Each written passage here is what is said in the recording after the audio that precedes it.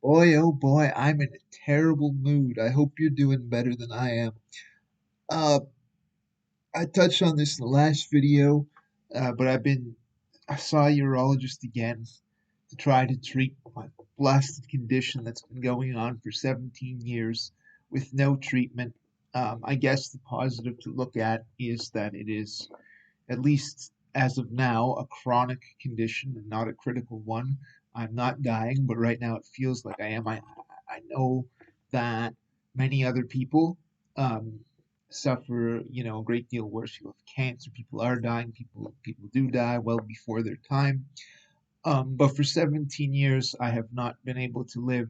So one of the things in checking off boxes, they seem to be like everything today, um, problems might be more specified, but the solutions, at least for me, are not forthcoming. So had to keep a little pee diary, and turns out consistently 3 days in a row, I pee 22 times a day, 22 times.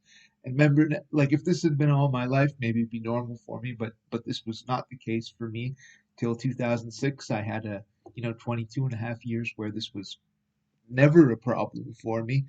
Um, and one of the last things to do was to go get a urinalysis. Now, my urinalysis has never showed anything um, except for calcium crystals, which could be the forming of kidney stones, which are, painful and um, that, but not damaging to your health. The other thing it showed was protein level one time when I had to go into the emergency room because I hadn't peed in like hours and hours and normally do like every 30 to 45 minutes. And right now it's been every 5 minutes. So today I went in to get the urinalysis done and geez, they gave me like a little vial of empty vial, I should say, where you it looked like a vial for taking blood to try to pee in, and it had been held in too long. See, that's the thing. Those 22 times a day are increasingly pained and difficult if I have to hold it in like 5 or 10 minutes too long. Then I enter that awful gonorrhea zone, and like I'm sure I gave them a clean test, but um, the after effects of doing the test and not being able to get that pee in time, one of those 22, means that I'm excruciating. My pecker's on fire. I'm sitting here. I'm running every 5 minutes now. It's hell. I don't want to do this anymore. I'm not going to see any doctor about this ever again. I'm not dealing with the appointments. You can have a phone or Zoom consultation. Um, you can tell me if new treatments arise. Um, maybe somebody should hook me up with a world expert because I don't think that anybody in Halifax is capable of getting it done. Um, I don't think we know enough about this particular dysfunction that I have. Um, there needs to be uh, more help for cerebral palsy. I can't live like this, right? All I do, that one outing a day to the cafe every day, like fuck, if I wasn't limited in this way, like it's not my mobility, it's not the chronic pain, except for this pain.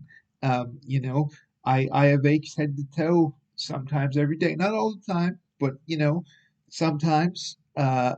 And they're bad, but I can live with them. I can live with my fucked up mobility, my coordination, my startle reflex.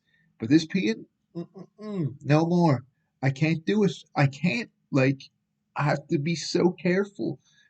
And, you know, so I'm not seeing no more doctors about it. They come to me, call me on the phone, but every time I leave the house, it puts it at risk.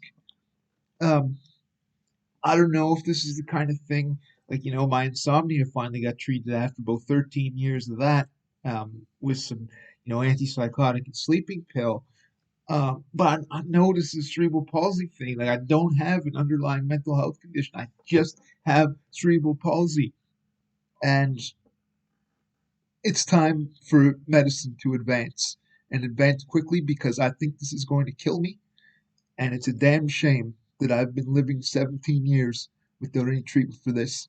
Doctors be damned, I can't do it no more. Treat me, help me, give me a fucking life. And I know people have it worse, folks. I got it good in a lot of ways, but geez, I'm suffering right now. Whew.